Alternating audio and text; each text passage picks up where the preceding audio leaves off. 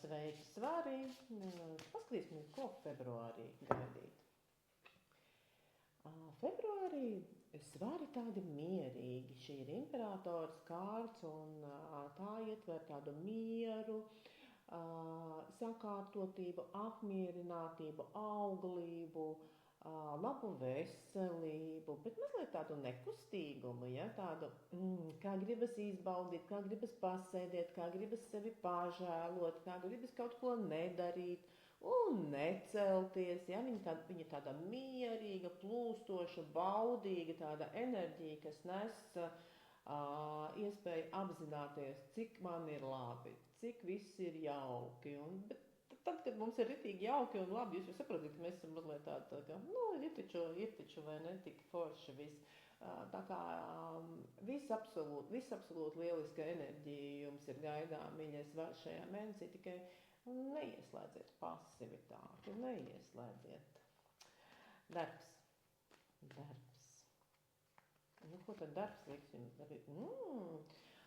Darbā viss patiešām vislabākajā kārtībā, arī imperatori te labi piederās darbā, viss ir kontrolēts un faktiski jums ir tikai tā uz vienu pusi, uz otru pusi, tā mazlietiņās kaut kas jāsabīd, jāsaliek, jāsadarbojas, jo ir jums sadarbības partneri, jums ir cilvēki, uz ko jūs varat balstīties, ar ko jūs varat kopā strādāt, un tas ir tāds drošs plecs blakus.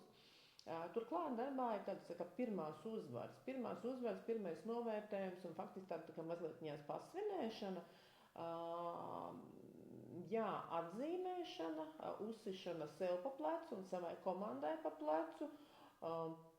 Kas var būt labāks par to? Jā, ļoti arī stabila kārts, arī stabila un mierīga. Tad tagad šis februāra mēnesis pagaidām mums ir bez nekādiem izrāvieniem.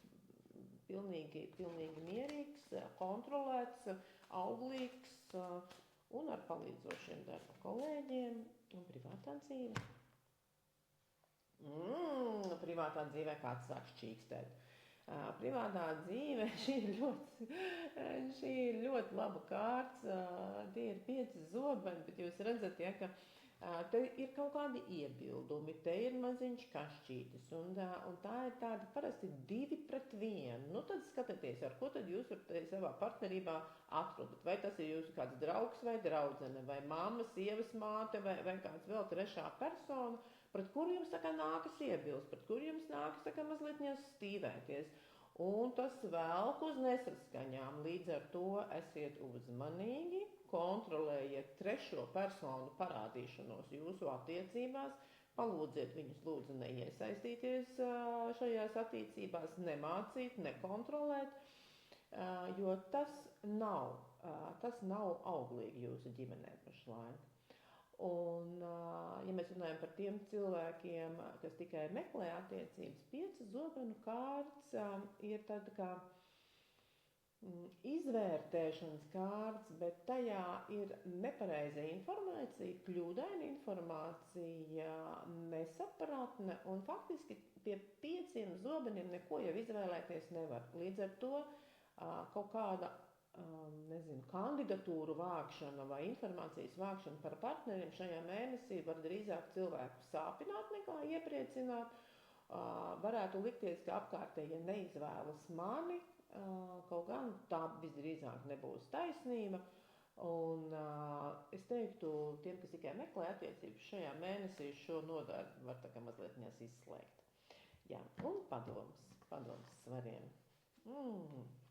Padoms Svariem ir rati, tas nozīmē kustieties, stabili kustieties pa savu ceļu uz priekšu, jums tas ļoti labi izdodas un vispārējie šie mēnesi nav svarīgi. Tāds labs mēnesis, vai ne? Uz tikšanos atkal.